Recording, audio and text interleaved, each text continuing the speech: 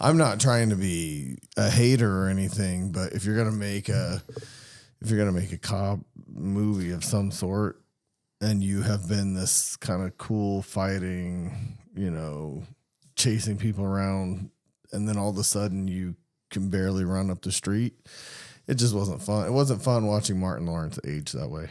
I don't think. Well, I mean, we all know that Will Smith can at least slap people down. Oh my gosh. I think when it comes to cop movies, I don't remember Bad Boys 1 and 2 much, but I would definitely say I enjoyed, was it Lethal Weapon much better. Really? Yes. Than Bad Boys. Okay. Mm-hmm. Well, I mean, I would have to say Beverly Hills Cop for me over Lethal Weapon. I mean, if we're going to talk about that kind of thing. Not at all comic related, but if we're going to talk about cop movies for a second, I think Beverly Hills Cop was better than Lethal Weapon.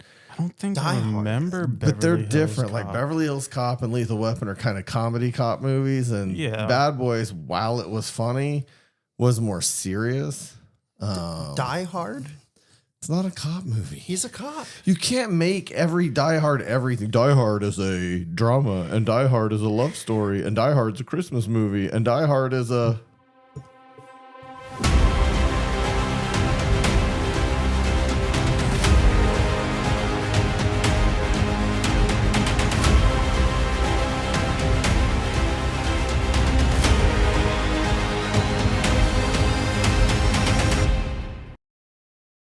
Thanos-like villain.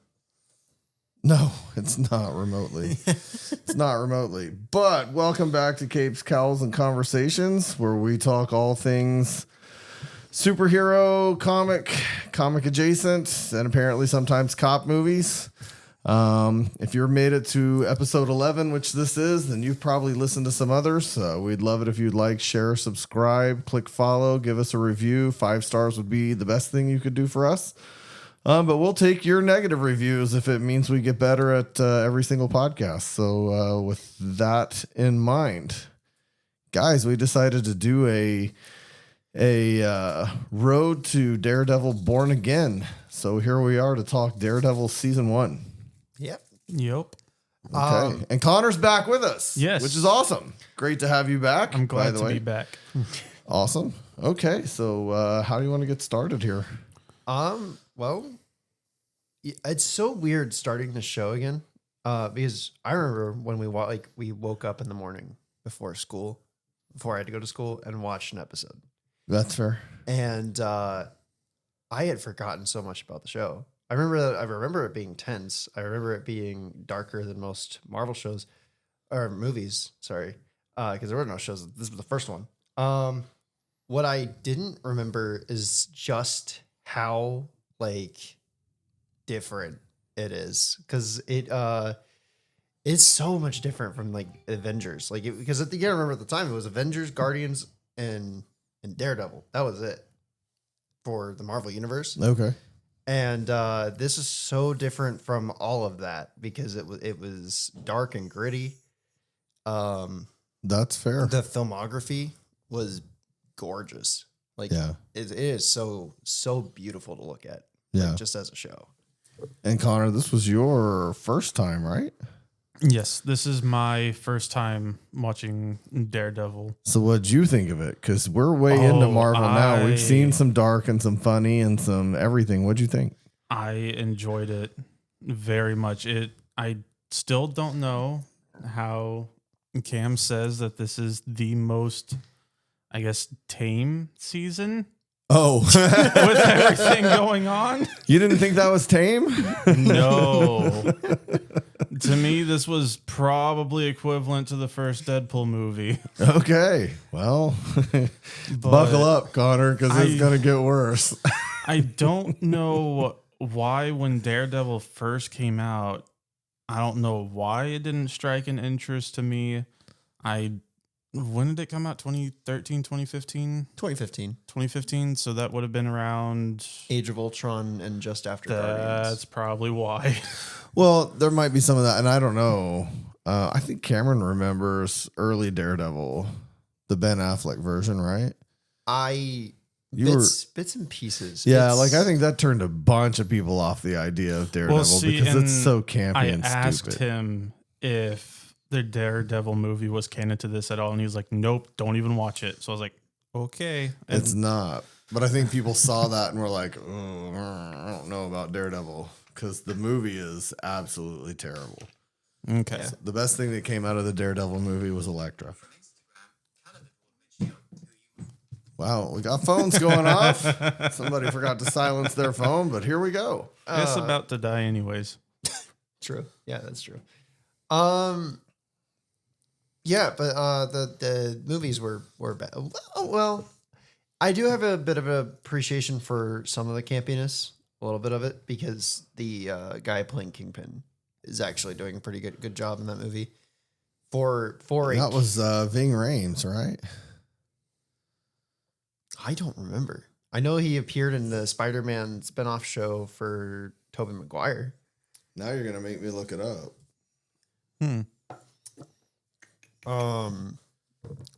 But yeah, I remember him doing a pretty good job, and the guy doing Bullseye was did a pretty good job too. I just not sure I was sold on Ben Affleck as That's another Daredevil. Character that I really Michael don't Clark know much Duncan. about. Oh my gosh. Michael Clark Duncan. He was huge. Yeah, he was a great Kingpin. If you were gonna have someone besides D'Onofrio for a Kingpin, I think Michael Clark Duncan is about the only other guy. Yeah. Yeah. Well, so let's see. So we have the Kingpin that's in the Daredevil show, and then I think the only other interpretation is from the Spider-Man PlayStation game. And what? I was gonna say, did you watch Into the Spider-Verse? Oh yeah, Into the that Spider-Verse. one. I forgot about that one. I definitely like the Daredevil one more. He's kind of creepy. He is. I will say he does have that little creepy, almost stalker-ish He's got kind like of characteristic. He's got like a child like vibe to him. Like he looks like a giant baby Well, sometimes he- in some scenes. Kind of ruined his own childhood, so he really didn't get much of one. Yeah, I mean that's fair. If we dive right into this is the origin story of both Kingpin and Daredevil this season. And really, in a lot of ways, the trauma did appear to affect him. The trauma of actually killing his dad. By the way, we're going to spoil this. This show is almost 10 years old. Almost. Yes, So- it will be turning 10 years old this In year. March. So we are going to spoil it completely if you haven't watched it. But we're going to take you through all of Daredevil, all of the Defenders. So Jessica Jones, Punisher, Iron Fist, Luke Cage, yeah, and Echo, I think, and Echo, She-Hulk, No Way Home, and yeah, we're gonna walk through all of this just to give you get you ready for Born Again, which after the trailer we saw last week was really just I think it really just got us excited about it again because it showed that they were going to take it seriously and actually try to put out a good product for Disney Plus. oh yeah, So we look at it. This is the origin story of Daredevil. It's the origin story of Kingpin, and that trauma of having to kill his dad because his dad was probably going to kill his mom if he didn't. I mean, that would definitely affect you in a way that might leave you kind of a mix of adult and childlike, I think. Oh, yeah. He definitely lost his childhood right there. Every visual shot of him staring at a white wall or at the painting was like it just shows you how alone he feels from his dad, the way his dad treated him, and how he's handled that going forward. I got to be honest, it makes me want to own that painting. Every time I see him sitting there, he sits up or he gets out of bed or whatever, and he looks at that painting. I'm like, man, I want a painting like that in my house. Like, you can just take the TV off the wall and put the painting where the TV is. Honestly, the one that Vanessa shows, Matt, was one that I was like, I would like to have that one. The red one. That one did, and it actually did really visualize what he technically sees. Yeah. Yeah. Yeah. Which is crazy because she's like perfect at picking out a painting for someone. That was weird. She was really good at it for sure. For sure. I did forget about the Foggy versus Matt episode, and I'm sure we'll get into some episode by episode stuff. But that was one for me that was a reminder of, man, Connor, you look a lot like Foggy if you would grow your hair out, dude. Me and Cam had this conversation on the way here. You could be Foggy. No, but watching that interaction with them, a whole episode of flashbacks and talking about how did you manage to be who you are and me never knowing I'm your best friend kind of stuff. It was really, I just forgot all about that episode. Like it never existed. I that was one of the episodes I remembered. I didn't remember the finale though. I remembered nothing from the finale other than he got the suit. That was it. And I also noticed you were misremembering when certain characters died because you thought it either happened later or earlier than what you remembered. The first thing I forgot was Fisk's first appearance. I thought it was episode 4. Yeah. But it was the end of episode 3. Yeah. I thought that was going to happen way later in season 1. Yeah. That definitely threw me off that they decided to do it that early. Well, I will tell you the thing that frustrated me the most was how long he was the man in the black mask. I really hated that they waited till the final episode to debut the costume. And I remember hating that the first time we watched it. Like, when is he going to actually be Daredevil? When is he going to stop being the man in the mask? I hate it. I mean, it's kind of a good way to do a season finale for the first season when he gets his, I guess, new suit. Yeah. We've got to get cameras in here. My gosh. We are going to be a video-based show, but right now I'm looking across the table at Matt Murdock and Foggy over here. I'm not even kidding. Cameron's hair is looking Matt Murdock-ish post-fight or post-Claire. And wow. And Connor's pulling off Foggy over here. If his hair was just a little bit longer, we're going to be a video podcast by February. So, but yeah, no, that I can't remember what I was going to say now.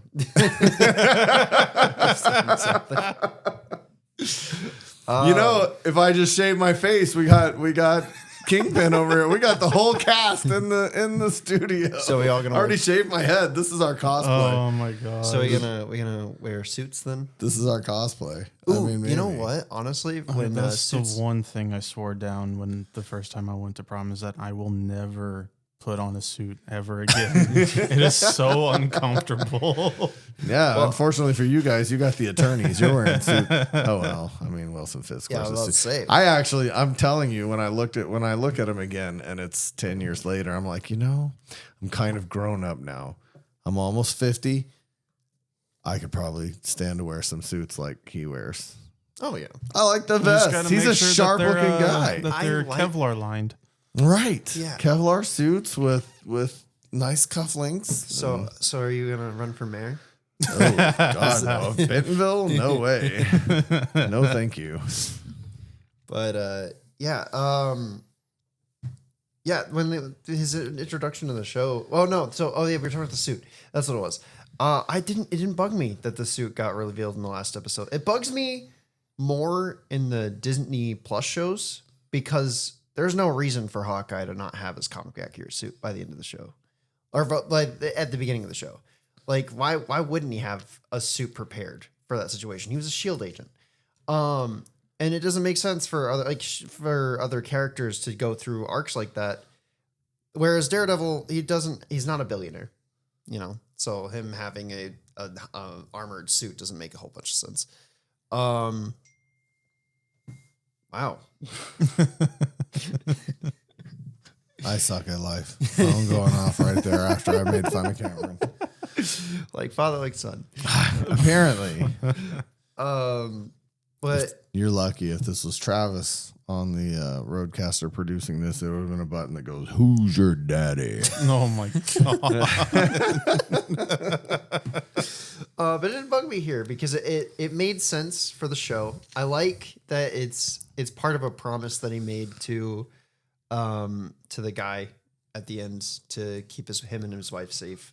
You know, it worked. It fit the show. The only reason it doesn't bother me is because I knew there was a season 2 coming, and I knew we would see actual Daredevil. If it was a 1-season show like some of these shows have been, to have him in costume for 10 minutes, that just would have frustrated me to no end. But knowing that it was planned to go longer and go into the Defenders, that's the only reason it didn't just absolutely frustrate me. But I wish they would have done it like episode 8 or 9.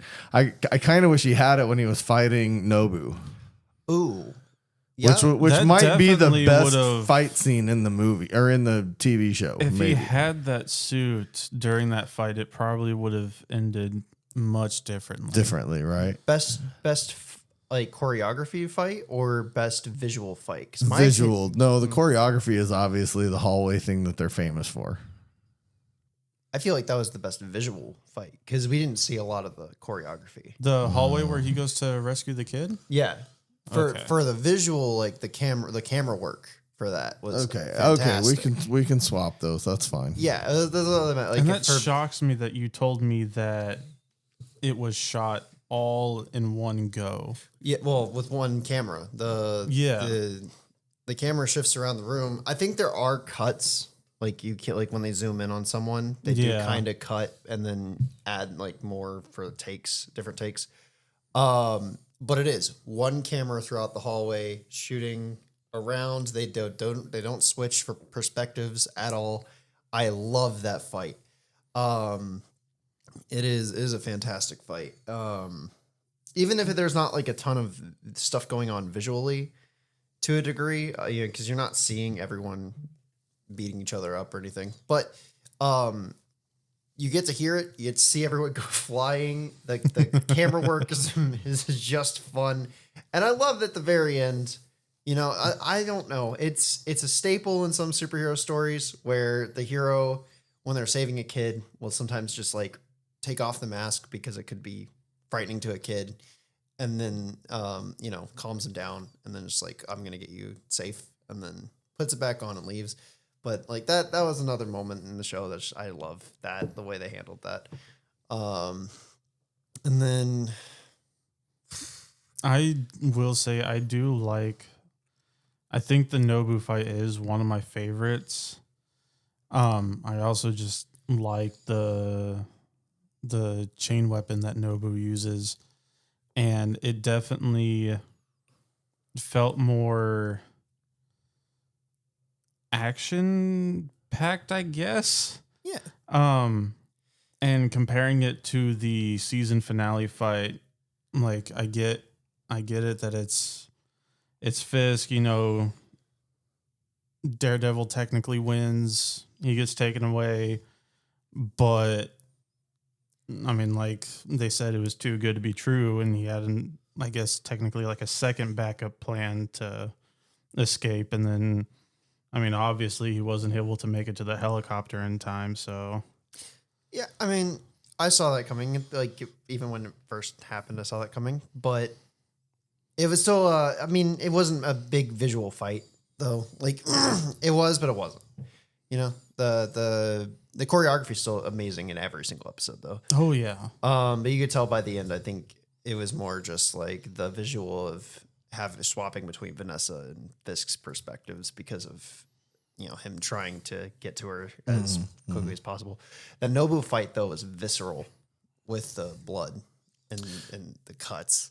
Yeah, I mean, it yeah. really is. It really is my favorite fight. The only thing I'm not disappointed. I know why they did it, and it actually makes you want to get through the episode.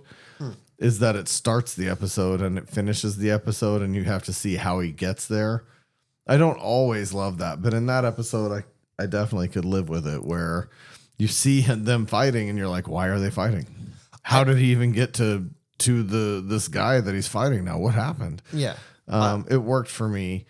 but also I'd rather just would rather just see the fight start to finish. I wish you could get an edit of just the whole fight start to finish without the rest of the episode in between it. I do like how they use that for the action stuff though. Like, because it is a more dialogue heavy episode. It is. So instead of forcing Daredevil to go out and fight random thugs, you know, you intercut one fight throughout the episode until you get to the end of the episode.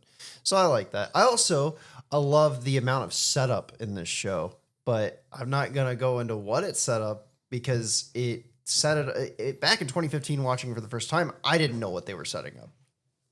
But now that I've seen all the shows, there's so much setup work for other seasons and for other shows. Right. And I'm like, holy crap, they were planning from the beginning. Like, I used to compare this to Iron Man. Like, this was Netflix's Iron Man because of the way that they did it was, you know, Daredevil, Jessica Jones, Daredevil season 2, Luke Cage, Iron Fist, then the big crossover. Yeah. So I used to call this the first time, like they used to call this the Iron Man of the Netflix shows.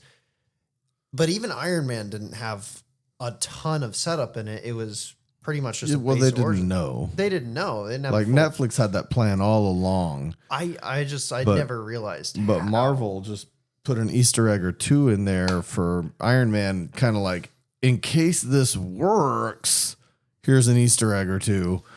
But we don't know if this is going to work. Maybe everybody rejects Iron Man. He wasn't an A level. Now you think of Marvel and you immediately go Iron Man, Captain America. But Yeah. in 2010, you weren't. No. So you were thinking Spider-Man and Fantastic Four and X-Men. And so they didn't know. But with Netflix, they knew from the beginning, we're going to do Daredevil, Jessica Jones, Luke Cage, and we're going to make a Defenders. And so there was proper planning and good placement for a lot of different things in the future from season 1 forward. Yeah. I mean, I'm not going to, I'll call attention to it as we get further into the seasons, but there is a ton of setup and I was actually pretty appreciative of that. I did find one thing annoying though, how, okay. So like we watched Agents of S.H.I.E.L.D. And Yes. like they got to directly reference the movies. Yes. I was going to bring this up too. Yeah. That's one of my issues with Every time. I guess technically the Easter eggs. Like they soft reference the events of New York, but don't outright say it. The newspaper does. The newspaper says Battle of New York, but even that doesn't have a picture from the movie. It just has a random building. Well, Yeah. I mean, they also do they do say like, what they call it? Death falling from the sky, or Claire calls it something like that. The in the first episode, the lady that gives them gives them their office, like death and destruction falling from the sky, falling from the nearly, sky. I mean, nearly wiping Hell's Kitchen off the map. Yeah, They didn't come out and go aliens, but it was close enough for me that it filled the bill. yeah. It was just weird how they the line that they would have to cross, because like there would be one thing that would be like, well, you know, he doesn't have a suit of armor. If he had a suit of armor or a magic hammer, Yes, then, I mean that. yeah. Or like, you know, I could call myself Captain America. I could put wings on my head and call myself Captain America, but that doesn't make it true. Like those two would be very direct references, but then the other ones were like allusions. It was like they couldn't just say it, even though in natural dialogue, I feel like they would be like aliens coming down and shooting people. Like, you know, that feels more like a natural conversation that human beings would have. Maybe, but if you think about it, nobody was prepared for aliens to fall from the sky. Nobody knew aliens existed, really. And so someone who might be in kind of a denial phase, like, I'm not going to say that it was aliens. So I'm going to say it was death and destruction falling from the sky because I can't bring myself to go aliens falling from the sky. Yeah. That's Maybe, fair. maybe. I mean, maybe not. It's just, It's impossible to say because we don't ever experience that. We don't have aliens falling from the sky. True. Also, No, we have drones. the weird part, Also fair. the weird part is I think Hell's Kitchen is like upper west, like near the Upper West Side, or is it Upper East Side? I can't remember. But so Avengers Tower would be right across Central Park. or Stark Tower, whichever one in this case would be there. That's another weird thing. I know that they don't technically go. Well, no, they go above the rooftops a couple of different times. You just never see Avengers Tower in the city skyline, or Stark Tower. Again, I don't remember which one. That's one of the things I'm glad that they do in the PS4 Spider-Man games and then Spider-Man 2 is like they will actually show it. Yeah, it's off in the distance. And, yeah, and very visually clear where it is. So that's a little weird to me that we get like skyline shots, but there's no real focal point of where the camera's facing in New York, because you don't have, well, but then like the Chrysler building will show up in some scenes. So that doesn't really make a lot of sense to me. But that's more of a camera issue, and obviously, I mean, they would have to map out New York for scenes like that. So it is a little weird that Stark Tower doesn't appear, though. It's the only major. I mean, it'd be weirder if like the Empire State Building or the Chrysler Building never showed up in the show, in my opinion, than the Avengers Tower. I mean, if you look at it from the street level, maybe you don't see it for the taller towers around it. Yeah. Well, yeah. This is more. I don't know. I'm trying to come up with something here, but I'm like, what else could it be that it's not there other than we didn't get permission? Yeah. Or well, at the time, I mean, Age of Ultron I don't think had come out yet, and so they didn't know if the Avengers Tower was going to be in there, because you remember the television side of Marvel was really inconsistent about keeping up with the movie side of Marvel. They actually got into several arguments and fights about which show was canon and how things worked in the MCU and why. Yeah. Which is specifically why Kevin Feige took over back in like 2019, 2020. Okay. I can't remember. I don't know when he took over. It was like right when he pushed Jeff Loeb out at some point and was just like, we're done with this. Yeah. So and I agree, because arguing over crap like that's stupid. Especially when you're trying to tell people that it's completely canon, but then you don't keep up with the canon. Just like with Agents of S.H.I.E.L.D., because I'm pretty sure they were going back and forth on that. Jeff Loeb ran all of Marvel TV. Oh, okay. Yeah, Netflix, Hulu, and Freeform, and ABC all had different shows run by Jeff Loeb. Good Lord. Yeah. Yeah. Some of them didn't. I mean, they're gone and forgotten. Yeah. So which like sucks, because Runaways. Cloak and Dagger was good. Runaways was good. I still haven't Agents seen of Cloak and S.H.I.E.L.D. Dagger. Cloak and Dagger is an excellent show that just got completely forgotten by Marvel. Which is weird, because it is directly tied to Luke Cage and Runaways. So. And Runaways is directly tied to Agents of S.H.I.E.L.D. That's So I all didn't this, know that. Yeah, that's why it's like it was really weird for them to just go outright and say all of it is non-canon for a long time, because the shows had a very connected universe, reusing characters all the time. Yeah, Cloak and Dagger was probably my favorite show. Not from Netflix, from network TV. Oh, okay, yeah, that's fair. I did like the casting for Tandy and Tyrone. They were pretty good. It was a great cast. Okay, so getting into just a few of the episodes, not a walkthrough of episode by episode, but what was your favorite episode, Connor, that you watched out of the whole the one where season? the guy decided to force a spike through his skull because he didn't want to give up Fisk. Oh. The more I think about it, and I kept thinking about it like over yesterday and then throughout today, I was like, that's very like Saw / Final Destination-esque. Oh, like just the way it happens. Yeah, the visceral like shot of him just going. Yeah. That definitely threw me for a loop. Yeah. I think my favorite episodes are I have two. It's really hard to pick between the two. My two favorite episodes are probably episode 6 and is 10 Foggy v. Nelson, or is that 9? 10 is Nelson v. Murdock. Or Nelson v Murdoch. Foggy Nelsie. Foggy v. Nelson. He's against himself. Oh, I said Foggy v. Nelson.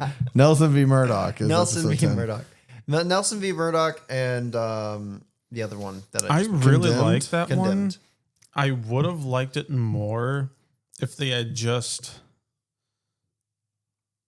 kept it on them two instead of cutting back and forth between them and then Ben Urich and Karen.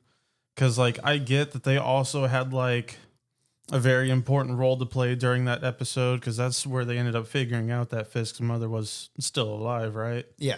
Yeah. But at the same time, it was I would have liked the story progression more between Murdoch and Nelson and them like talking things out, and then they don't. I mean, Nelson ends up leaving at the end anyways, and then like 2 episodes later they're back to normal, which I was glad to see.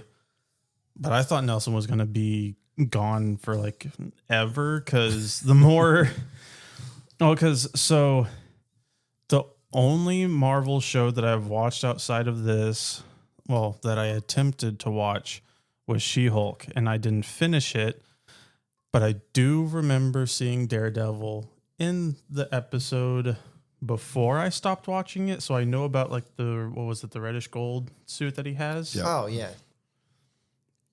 I don't really like that one. Me neither. You two are crazy. That's what I told Cameron. I was like, The I red watched and She-Hulk black- and I just see that costume and I'm like, oh, they're going to make a joke out of him now. How on The red and black definitely suits him more. It doesn't need to have like gold accents to it or like a gold outline. how okay just the visual perspective of looking at his dad's boxing outfit and then going to his I get Okay, it. I It's see the connection now that I've watched the first season of Daredevil, but I get that it's a tribute to his dad. At the same time, I don't like it. It's ostentatious for a guy who's supposed to be coming out of the shadows. yeah. well, the idea is that he's coming out of the shadows, that he's That's why I'm so excited about the other suits that we saw in the trailer, because you've got the black and the charcoal gray and I don't care to see the gold bright yellow suit. That reminds me of Reverse Flash. I don't want to see that at all, but to see him in the dark maroon or the black come out of the shadows and destroy people, I love the concept of that. Get rid of the Reverse Flash suit. I will say that I did get tired of his original suit like 3 or 4 episodes in, because it was like, okay, I get it. It's his first suit. But at the same time, it has to constantly get restitched or has to buy new ones. And so it's like, and then he finally meets the guy that makes Fisk's clothes and makes basically like a promise deal, basically, where, you know, he makes a suit for him and he protects whatever. His wife and Yeah. So I agree with you on the suit. I didn't get to say what my favorite episode Oh was. yeah, I'm sorry. Say your favorite. What's your favorite episode? So I also have 2. I also like Nelson versus Murdoch is probably my favorite episode. But I really like the episode with his dad. I think it's the second one where he finds out that his dad, you know, blew the fight. I think it was the second one where he finds out his dad blew the fight. He didn't blow the fight. He was paid to lose. He was paid to lose, and he knows he was paid to lose and that he won it anyway. I really actually enjoy the dynamic between him and his dad. In both the first and second episode. I thought Yeah. there was more. I thought I remembered seeing more scenes of just him and his dad, but I was way off. No. There was only like 2 or 3 episodes and they Yeah. stopped. Do they do it again in like later seasons, or is that just it in season one? I think it's just addressed in season 1. They really have to move quickly in the next couple of seasons. Yeah. There's not a lot of time for flashback. Which, Yeah. when it came to the episode about Stick, and it did the flashback to where it was Stick and Matthew as a kid, and they're at the park or whatever, I told Cam that I saw that specific scene on TikTok and didn't realize that it was Daredevil. Yeah. Yeah. No, I did all I do. I mean, there are a bunch of good episodes to this season on a rewatch. Yeah. And the Stick episode is actually a really good episode because this whole time you see this dynamic between him and this guy who actually trains him and says, "Hey, your life has a purpose." And then he's using him the whole time. Yeah. Yeah. Right up to the end, he lies to him and uses him, and it gets addressed in the Nobu fight. Nobu's like, "You helped that old man," and he's like, "I'm not with him," and he goes, "Yeah, but you helped him anyway." Yeah. So Now I'm actually curious as to how that all is tied into Iron Fist. oh yeah, It's really the Defenders. all of it. Well, yeah. I was gonna say, Madame Gao. I mean, without getting into spoilers, has a major role through I think 2 or 3 of the shows. Yeah, she does. That was another thing that surprised me was that Leland decided that he was going to, I guess, stage that Wilson was getting attacked, but he was really just going after Vanessa. Uh-huh. And that again also threw me in for a loop, but I was like, why would he do that? And then he's like, I just want my old boss back. And then he also loses his friend in the process. Well, they foreshadowed it several times. I know a lot of it was done in conversation with Madame Gao, and it was done in Mandarin, and so you had to read every single subtitle. Yeah. But she tells him multiple times, like, "You've changed. You're not focused. There's something going on with you." And I think even Nobu says it at one point. Everyone, and maybe says even it. the Russians are like, No, "This is not what we signed up for." The Russians say that we didn't sign up for this because they wanted to have their own. They wanted to go back to Moscow. They were wanting to get their power back in Moscow, but they lost track of what they were doing to do that. That's And- right. That's yeah. right. But And everybody that's else, why everyone was like, but everybody else was just like, "You've lost your way. You're not who you." Gao tells him at one point, "You've become reckless." yeah, She's like, "You know how I'm standing at your place of residence right now is because you got reckless and showed yourself." At the beginning of the show, nobody even knew his last name. Yeah. Nobody knew his name at all. And then all of a sudden, everybody knows who he is, where he is. The Russians come busting into the restaurant when he's on his first date with Vanessa. And that's something that never would have happened 2 episodes in. no. Oh, no. But I do think, I mean, him going public is what saved his whole thing with Ben Urich because he was going to reveal everything Oh, of course. that day. So it was more just a luck of timing, but it was a very good luck. Well, actually, There was an informant in I was the about to say bulletin. there was the informant. I thought I had forgotten it wasn't his boss. It wasn't his I boss. thought it was yeah. his boss too. And then when it got to that scene where the FBI is arresting everybody, that's when I heard you say that, oh, it wasn't his boss at all. It was the chick that was just randomly there. Yeah. Because we were. Well, and then it comes back to season 2 because I forgot some stuff about season 2. I also thought Ben Urich was going to not die at all in season 1. I thought he was going to make it through. I remembered that he died. I thought it was in episode 13. Yeah. But- no, I remembered that he died too. I couldn't remember exactly where he died. I actually thought he died earlier than he did. Oh. When I was watching the rewatch, I'm like, he's about to die. He's about to die. And then it actually ended up being later than I remembered it being. But I like it the same way that I like Game of Thrones, where everybody's up for possible death. That's Like what they like kept Ben was up. doing Ben was up for possible death. between Ben and Karen, because there was like scenes where they would meet up and then there'd just be like eerie background noise going on. I was like, all right, one of them's about to die, and it kept repeating Yeah. Yeah. until Ben gets home. And honestly, Karen could have died and it wouldn't have hurt my feelings at all. So, I mean, really, Wow. That's painful to hear after season 3. I'm just saying. No, Karen, yeah. Karen could have died in season 1 at the time. Having rewatched season 1, there's not a point in there where I was like, man, she's integral, and I can't imagine this show if her character didn't make it through to the end. I didn't feel that way at all about Karen. I do like her, and I like Deborah Ann Wool. Deborah Wool. Yeah. I do, and I know the future of the character, but in a rewatch of season 1, I'm like, she could have died, and it wouldn't have done anything poor to this season. It's so crazy because her role in the show is so different from the comics. Yeah, I don't know. So so this is why you're here, because you know the comics. What's her role in the comics? She's like a whore that like.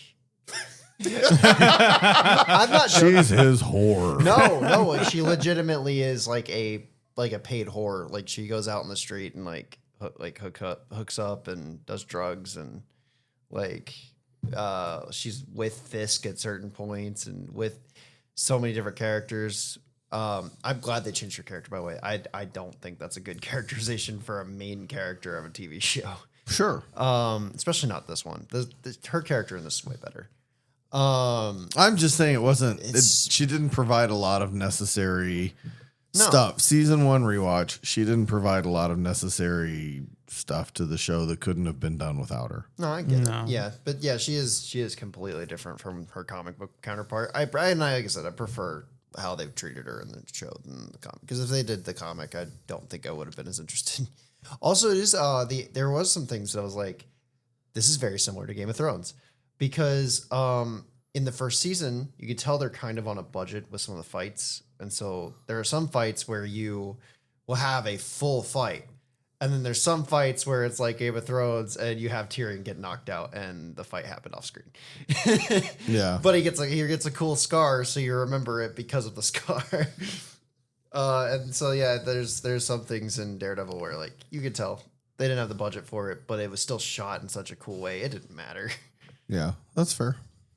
I really thought Matthew and Claire were gonna stay together, and then now I'm thinking, well, Nelson's going back to Marcy, so maybe now Matt and Karen are gonna get together. So it's like, what's going on? I guess we'll see when we get there. Yeah, I'm not gonna speak on that one. Matt just has bad luck with women, I think. Well, in the comics, he can't keep a relationship either, but he goes between Elektra, Black Widow. His love life in the comics is so much more interesting in the show than in the show, but it's about the same. He's got Black Widow, She-Hulk, I think, at one point. Elektra, Karen. Never Claire, because Claire was not a Daredevil character really whatsoever. Night Nurse was more of a Doctor Strange character, I think. Interesting. She's a magical character. Which is interesting because she doesn't show up in Doctor Strange at all. No, they replaced her with another Night Nurse. And her name is completely different. Yeah. Yeah. Claire was, I think, the original Night Nurse, if I remember correctly. Yeah, they're nothing alike. Like, almost completely nothing alike. Okay. So, but yeah, yeah, I do like what they've done with his love life in the show, though. I don't think Black Widow. Well, I don't think it's realistic for a guy like him to have much of a love life because he doesn't have superpowers. He doesn't heal. He doesn't have a healing factor. You're not going to be able to keep someone when you keep coming home, cut and bleeding and keep your secret identity and keep a love life when they see you almost dead every week. Yeah. Well, and also when that just doesn't seem very realistic. When you have a savior martyr mentality. And even the fact that Claire tried and then was like, okay, but you seem to be enjoying the hurting and potential killing of people too much, and I don't want to fall in love with you when you're that way. I mean, that's realistic. Like, if you come home and you're constantly talking about, I'm going to kill this guy, or I feel like I could kill the next guy, then they're not going to want to be with you. No. True. Right. So I think that's probably the proper thing is to keep him out of relationships the way they did. Yeah. Well, except, I felt like him and Elektra That Well, is that's a most- different thing. If I mean, in the comics, okay. they're a consistent, pretty consistent couple. So, and that makes sense because they are very similarly tied. She actually becomes a version of Daredevil for a while. Like, she takes up the Daredevil mantle for a while. yeah. So, I didn't know that. yeah. Well, I mean, that's just. Well, just and I the also comic books. never. I mean, this probably doesn't connect to it, but I also never watched the Elektra movie. Which does actually tie back to the Daredevil movie. Those two were tied together. Okay. Loosely. But the Daredevil movie was such garbage. Yeah. It was nice to see her come back for Deadpool, Wolverine. Deadpool and Wolverine. I was more excited for Blade. Blade. Oh yeah. Yeah. That was a good appearance. Yeah, for sure. I still hate that they're gonna recast him for the new Blade movie. Well, he's like 65 or something. I mean, they kind of have to. He might return though. I hope he does. I think or they're at in least talks to have him voices the Blade for the video game.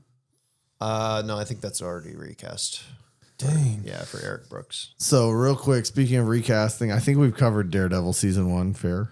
Yeah. Pretty well, yeah. Speaking of recasting, there is a rumor on the recasting of Chadwick Boseman. Yes. Yeah, I've heard about that. But it's He's the guy for- from Black Adam and from At the moment, it's for the Avengers movies and then Black Panther 3 after the Avengers movies. So Okay. I'm actually excited about it. I don't know if he's. I do know he's not who I would choose. I saw a picture of him today. Read the article. he's a younger dude, right? He's fine.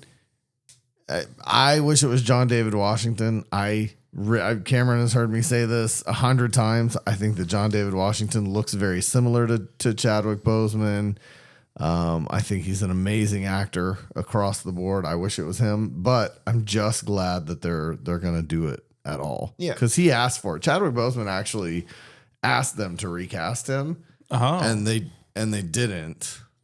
Yeah, but I still think to this day it was the better of the two decisions was to recast him till the multiverse crossover. That way you can recast You can him. stomach it a little bit better. Yeah, Yeah. you can finish out some arcs, you can do some interesting things, and then you can get it over with and change them later. And I don't know. I think I'm good with Shuri being Black Panther. Yeah. Even though I really didn't like the second movie that much. It was awful. It's one of the worst movies Oh I've ever my seen. god, you two are It's in the crazy. it's in the bottom. It's in the bottom 5 movies in the MCU. Yeah. Yeah, it's so horrible.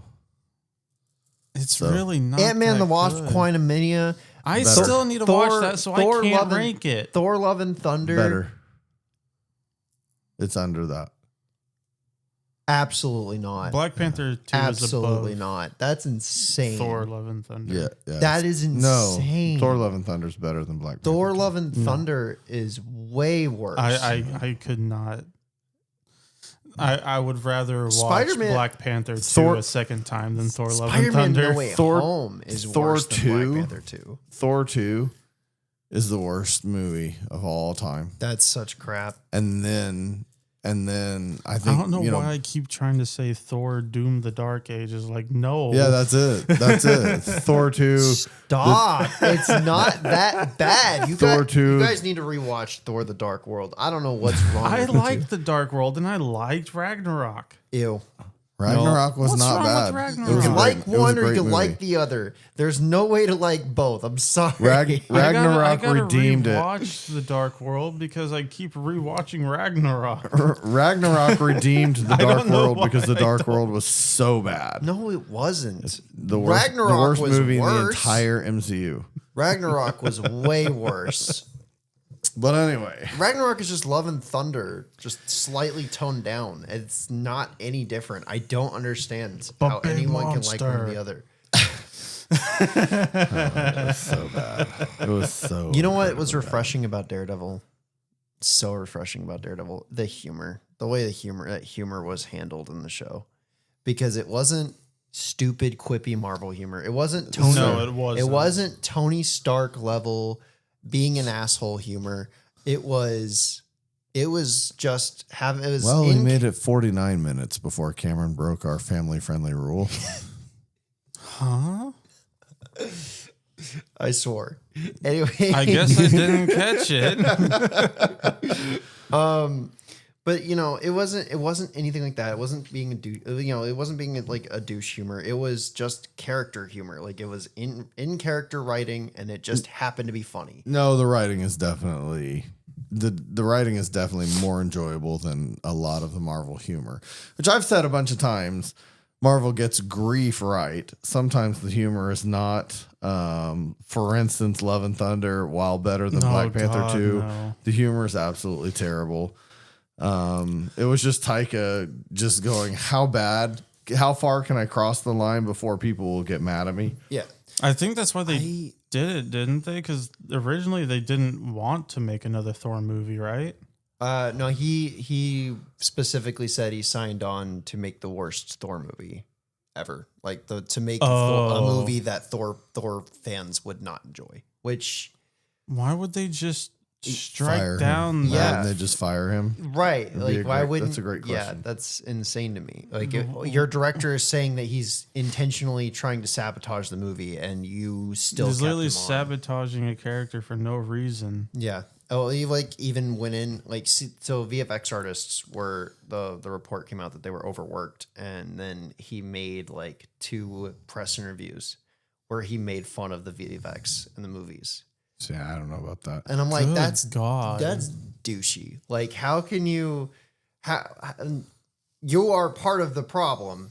Yeah. If you're making fun of the effects for looking bad, you're the director. That's part of your job is to